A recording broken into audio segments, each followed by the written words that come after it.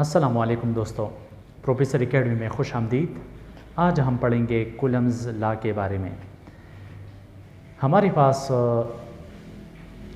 Static charges के दरमियान जो क़ुव्वत मौजूद होती हैं, जो फोर्स ऑफ अट्रैक्शन और फोर्स ऑफ रिपल्शन होता है, इनके दरमियान जो क्वांटिटेटिव डिस्क्रिप्शन है, क्वांटिटेटिव एनालिसिस है, वो सबसे पहले कूलम ने अपने एक तजर्बों से साबित किया है और उन तजर्बों के नताइज पर पहुंचकर उसने अपनी एक लॉ यानी कानून को पेश किया है, जिसको हम कूलम्स का कानून कहते हैं। इस कानून के मुताबिक यहाँ पर मैं स्टेटमेंट लिखूँगा। इस कानून के मुताबिक जैसा कि मैं यहाँ पर लिखता हूँ, statement according to this law the force of attraction or repulsion between two point charges। इस कानून का पहला हिस्सा है, यहाँ पर मैंने लिखा द फोर्स ऑफ अट्रैक्शन और repulsion between two point charges. तो इस कानून का पहला हिस्सा होगा point charges is directly proportional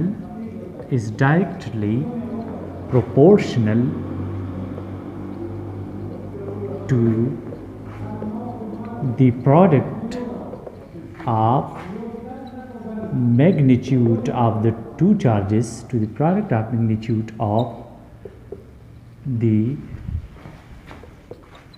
two charges, and second number है inversely proportional to and inversely proportional to the square of the distance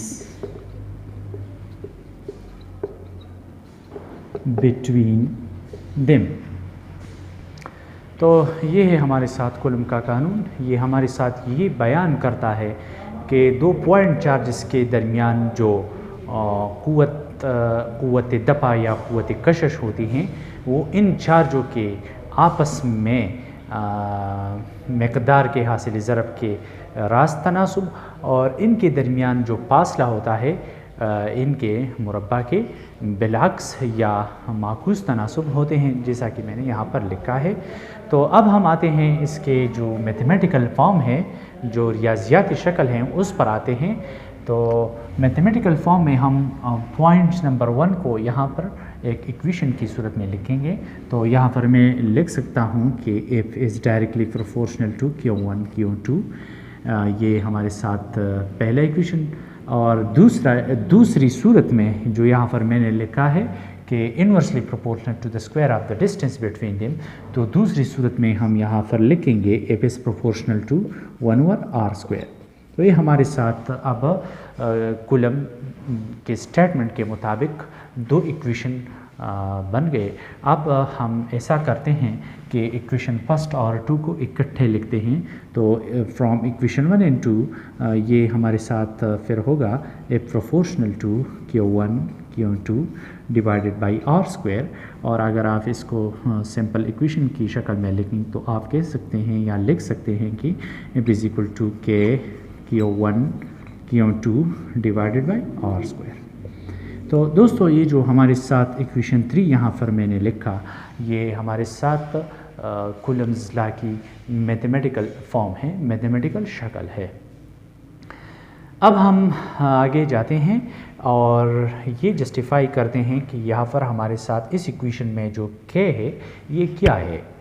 तो K हमारे साथ यहाँ पर है, मैं K को कहूँगा constant of proportionality, constant of the equation में यहाँ पर लिखूँगा कांस्टेंट ऑफ द इक्वेशन, और के हमारे साथ यहाँ पर किस चीज़ के बराबर होगा। तो ये चूँकि कांस्टेंट है और इसकी वैल्यू भी के की जो कीमत है ये बराबर है 9 cross 10 raise to the power 9 है, लेकिन यहाँ पर के बराबर है के इज़ इक्वल टू फर्दर हमारे साथ है 1/4 पाई एप्सिलॉन नॉट के बराबर हैं। यहाँ पर एप्सिलॉन नॉट हमारे साथ परमिटिविटी ऑफ फ्री स्पेस जाहिर करती हैं, जो हमारे साथ बराबर है, इसकी कीमत हमारे साथ बराबर है 8.85 cross 10 raise to the power -12। Okay, तो ये हमारे साथ कूलम लॉ की जो रियाजियाती शक्ल है ये वो है। अब हम आते हैं कूलम्स लॉ की डिमॉन्स्ट्रेशन की तरफ कि हम कूलम्स लॉ को फिगरेटिवली किस तरह एक्सप्लेन कर सकते हैं। तो आइए चलते हैं। तो फिगरेटिव स्ट्रक्चर में जो मैंने कूलम्स लॉ की यहाँ पर ड्रा की है, इसमें आप देख सकते हैं कि हमारे साथ एक पॉइंट चार्ज Q1 यहाँ पर है और दूसरा पॉइंट चार्ज Q2 यहाँ पर, और इन दोनों पॉइंट चार्ज के दरमियान जो दरमियानी फासला है वो R रखा गया है। तो जैसा कि मैंने कूलम्स लॉ की जो मैथमेटिकल फॉर्म थी उसमें ये लिखा कि हमारे साथ कूलम लॉ है F इज़ इक्वल टू के अब के की जगह के चूँकि हमारे साथ 1/4 पाई एप्सिलॉन नॉट के बराबर हैं, तो यहाँ पर मैं लिखूँगा कि 1/4 pi epsilon not Q1 Q2 divided by R²। तो ये है हमारे साथ कूलम्स लॉ। अब हम इस कूलम्स लॉ को वेक्टर फॉर्म में लिखेंगे, क्योंकि यहाँ पर हमारे साथ ये एक चार्ज के जो इर्द गिर्द जो फील्ड क्रिएट होता है वो एक वेक्टर फील्ड होता है, और ये एक वेक्टर फील्ड में ये दोनों पॉइंट चार्ज इंटरेक्ट करते हैं। तो इस वजह से ये लॉ हमारे साथ वेक्टर फॉर्म में हम कुछ इस तरह लिखते हैं कि हम सबसे पहले इसकी जो यूनिट वेक्टर हैं वो लेंगे। यहाँ पर यूनिट वेक्टर हमारे साथ है, यूनिट वेक्टर है हमारे साथ R12 जो सबस्क्रिप्ट में मैंने 12 लिखा है, इसका मतलब ये है कि यूनिट वेक्टर के force on charge 2 due to 1। It means that subscript में लिखने का मतलब ये है कि यहाँ पर जो Q2 पर चार्ज लगा दिया जाता है, चाहे ये ये जो फोर्स लगा दिया जाता है, ये फोर्स चाहे अट्रैक्टिव फोर्स हो या रिपल्सिव फोर्स हो, जो कि Q2 पर लगा दिया जाता है। कौन से चार्ज की वजह से? Q1 चार्ज की वजह से जो चार्ज Q2 पर लगा दिया जाता है। तो इसको हम यूनिट वेक्टर की सूरत में इस तरह लिखते हैं R12।